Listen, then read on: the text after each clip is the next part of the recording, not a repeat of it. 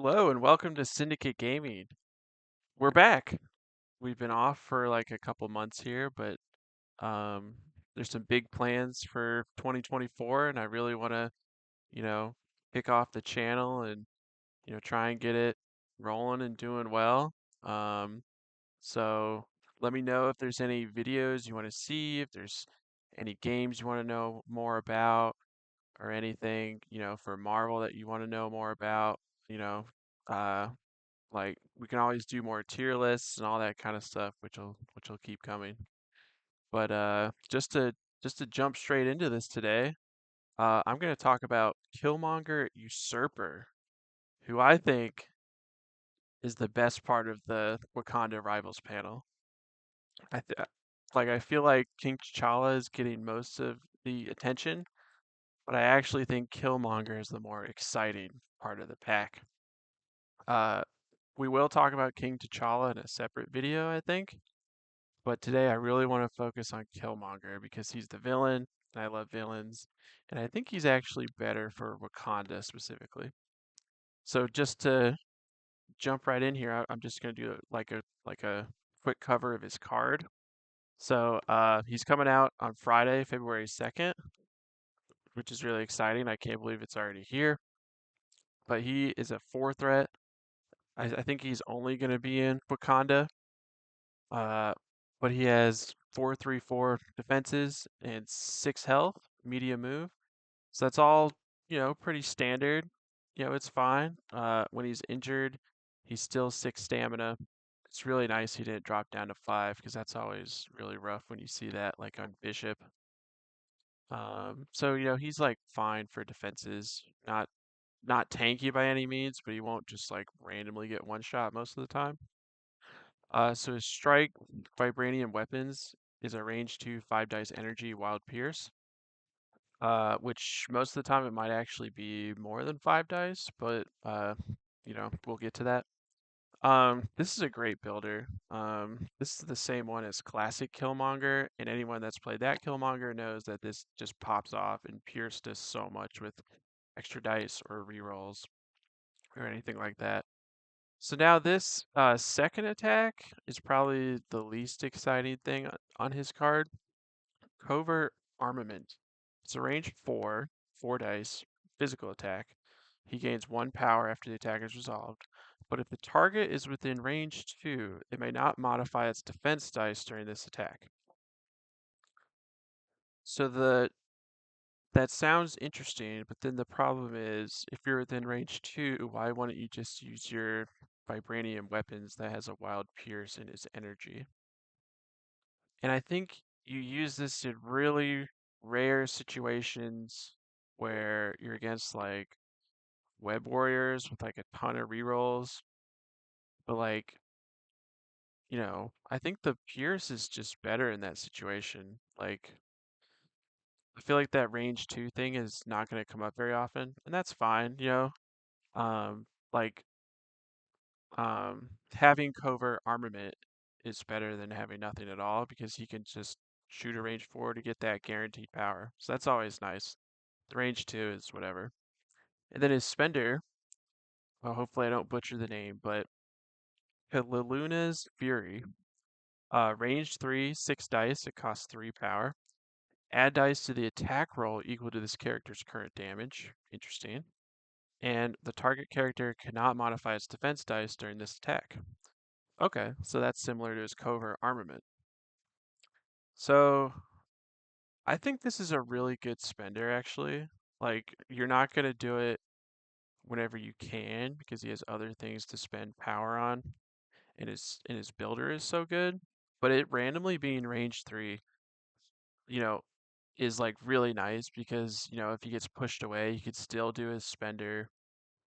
It can get up to 6 plus 5 dice, 10 plus dice, 11 dice, in really rare situations. Like it's probably gonna be like 8 or 9 dice most of the time when you use this, which is really good for 3 power. And the extra bonus, they can't modify their defense dice. So that is also really good against web warriors and other people like that. Um, So let's skip the leadership for now because that is my favorite part of Killmonger. We're going to move on to Pounce. So this costs 2 power. This character is thrown short. It does not suffer damage if it collides with another character or terrain feature. You can only use it once per turn. This is phenomenal. I mean, people that have used the OG Black Panther know how good this is, or Gamora. Both of those are like staple 4 threats. I mean, this is so flexible. You know, you can use this as a charge with free damage. You can use it to get away. Like, you know, he could be staggered. You can still move in, deal 3 damage potentially, and make an attack. I mean, this is just an all-star superpower. He should be doing this every turn as long as he has the power, which he should. Off of the covert armament, you can shoot, get that power to pounce in and do a strike. Like, that's a good turn. And now his last superpower is Untamed Force, which is familiar to people that have played the classic Sabretooth. It's 2 power. Um, Once he's targeted by an attack, after it's resolved, he can use his superpower. The attacker is within range 2. He can make a vibranium weapons attack targeting the superpower. It can only be used once per turn. So this is nice. Like it's like you can't plan on it because the agency is in the other player's hands, right? So like you can't like, preemptively use this, but this is just like a deterrent, because he can randomly clap back, with that piercing 5 dice energy strike.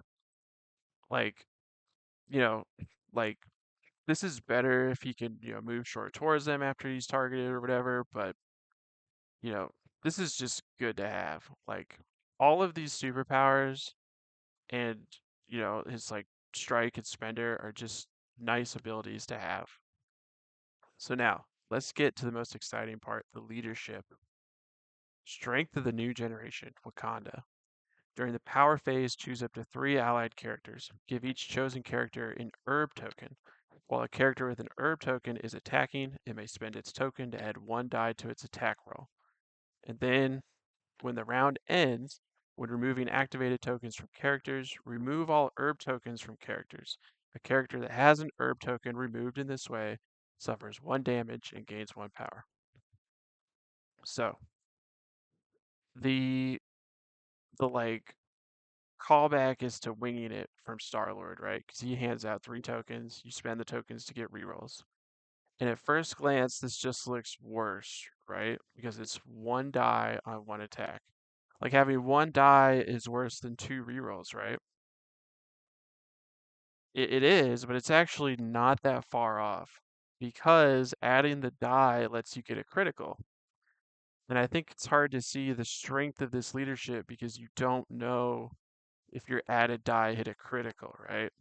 So like off of rerolls, you're never going to get the criticals. With this extra die, you're more likely to get pierces, wild triggers, criticals, all that kind of stuff. And, this is only 1 attack per turn, but like if you're playing the game correctly or in like a, not like a super cagey way, which is not what you're doing with Killmonger's Wakanda, you're going to be making 1 attack a turn. So you can use this herb token to add dice. But it's also different from winging it tokens because it has this extra thing. If you don't use the herb token during the round, it gets removed, you take a damage, and you gain a power. So there's obviously a drawback where you take a damage. There are some characters that can mitigate that, right? Like there's 8 characters with healing factor now, maybe more. Like that's an obvious synergy right there. And you gain 1 power. So gaining this 1 power on turn 1 actually unlocks a lot of like combos and synergies, and I'm gonna talk about a few of them here. Um, so I'm gonna pull up my timeline list for Adepticon. I mean, this isn't like 100% yet, but this is what I'm planning on playing. You can see it's Killmonger, King T'Challa. It's basically all 5 Wakandans. Doc Ock, Quicksilver, Wolverine, Deadpool, Rhino. So I feel like most people are gonna want to play King T'Challa out of this box, right? But I actually think Killmonger is the better leader because like his leadership is gonna benefit every character in the game. Where if you look at King T'Challa, his leadership only benefits characters that push enemy characters into terrain. So in the King T'Challa video, we're going to talk about this, but I just want to say that Killmonger is a more generic leadership that works with everyone. And with certain characters, you get a lot of synergy and a lot of bonuses. And all five of these splash characters work with Killmonger really well. And I'm just going to jump into it right here. So I mentioned if they take the damage, it could be healed by healing factor. So that's why Wolverine and Deadpool are here. So like Wolverine, turn one, he can take the damage. He's starting round two with 3 power or with 2 power if he didn't interact. And then his charge is 2 power. And in round two, he gets an extra die if he has another herb token, right? So at the start of round two, he's going to charge. He's going to roll 6 dice on his adamantium slash. And, his wilds count as double. Like that is crazy for round two. Like you'd have to get pretty bad luck for that to not do anything, right? And even then you know, you could not pick something up with him and you have like Berserker Barrage online round two. Guaranteed. And he didn't even take the damage from the herb token because he healed it. So, I mean, just that right there is like a super basic synergy. Like adding dice with the herb token benefits all of his wilds because you're just more likely to get a wild, right? If you're rolling more dice. And when you take the damage, he heals it with healing factor. So like Wolverine and Deadpool have really good synergy with Killmonger in both modes. And I think that's really what we are mostly looking for, characters that benefit from the extra die and don't mind taking the damage and who love getting the power. So like also on Deadpool, he has a ton of hit triggers, so if he's rolling extra dice, he's more likely to get these triggers. He already has a built-in reroll. Like rerolls are just better if you have more dice. So, and he has the healing factor, right? Um, Going back to the like Wakandans really quick, you have somebody like Shuri take the damage turn one, so that at the start of round two, they have enough power to play Spirit of Wakanda and still have an interact. Which then this just unlocks a ton of stuff. Like this can heal the damage if you don't want the herb token damage. Give everyone more power. Like everyone is just gonna have so much power at the start of round two when you're playing Wakanda. Like it just like if you build your list correctly, you're gonna have ways around downside, right? And you don't even care if you take 1 damage to give your entire team 3 power. Um, Okay, so going back to the splashes, so I have Doc Ock, Sinister Scientist in here. Um, he doesn't have a ton of synergy from taking the damage. He has basically none, but he has this striking tentacles, which is a range 3/5 dice. Wilds count as double, so it's really similar to Wolverine, but he just always has this online. And like basically, this wild counting as double already makes this a 6 dice builder. And then if he has the herb token, it's going to be like 7 dice. And it just gets like out of hand really quickly. So, he can move, make this strike, and like do a throw every turn, and that's like really good. Um, Mostly in timeline as well. And he benefits when just rolling more dice. If he gets a critical, he's going to get the power.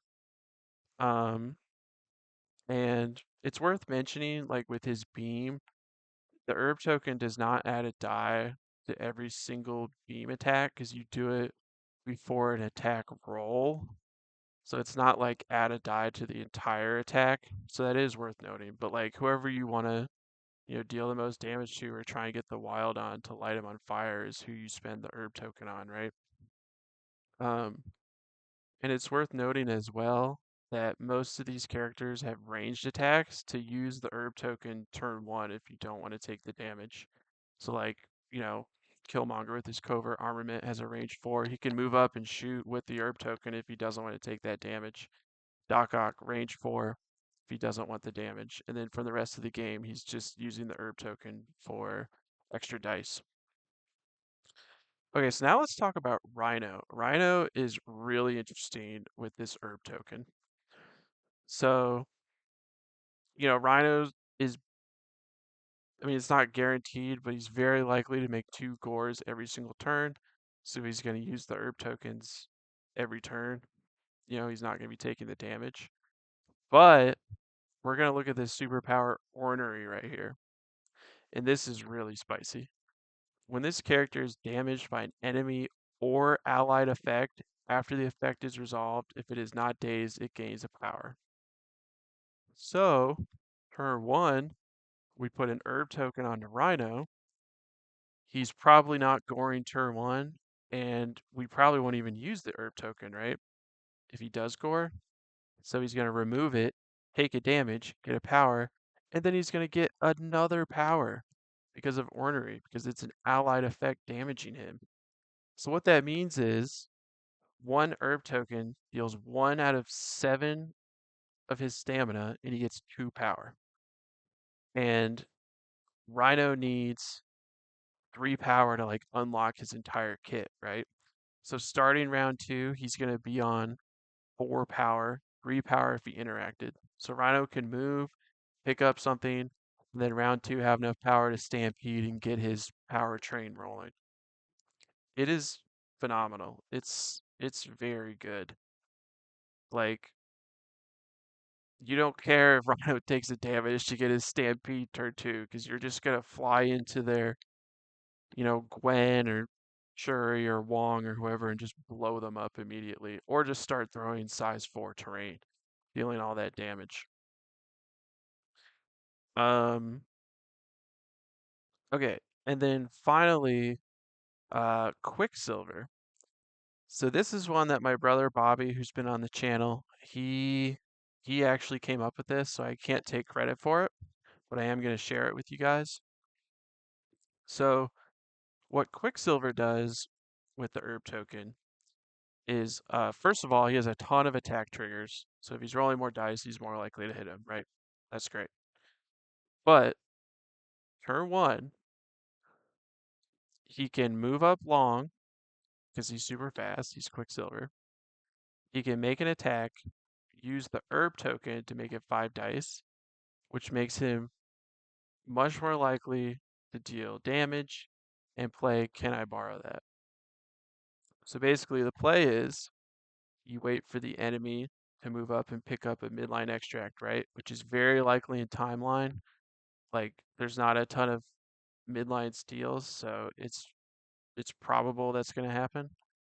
Quicksilver moves up. He throws a 5 dice attack instead of 4. If he does 1 damage, he's stealing that asset on turn 1. A turn 1 steal. And it's pretty likely with 5 dice. Like, it's not guaranteed, and if you whiff, like whatever, you didn't burn the card or anything. But like you literally just used an herb token that was going to damage you anyways, right? So there's basically like no downside to at least trying it. And beyond that, he can take the damage to set up speedster. He can like fly across the board. He has a spender. Uses spender more reliably. So like Quicksilver is there for the like extract play with this. And it's really good. So that's just a few of the Killmonger synergies that that myself and my buddies have come up with. It's also really good with people like, Black Cat. She gets the extra power to set up a turn 2 steal. She doesn't love taking the damage turn 1, but it might be worth it if you're in like a really grindy like Web Warriors game or something. Like getting that steal is so crucial. Um, so yeah, that's how I'm feeling about Killmonger. I think he's more exciting than King T'Challa. I think King T'Challa will see more play, but Killmonger is looking really spicy to me. So, that's it, guys. I just wanted to give a little primer on him, what I'm feeling. Let me know in the comments what you think of Killmonger, or if you're picking up the Rivals panel. I will probably also do a video on whether the Rival panel is worth it, and also talk about the cards that come with it, because that does change some of the math with Killmonger. They're not like phenomenal or anything, but they're worth bringing up. So, thanks for watching, guys. Like and subscribe, and I will see you in the next one.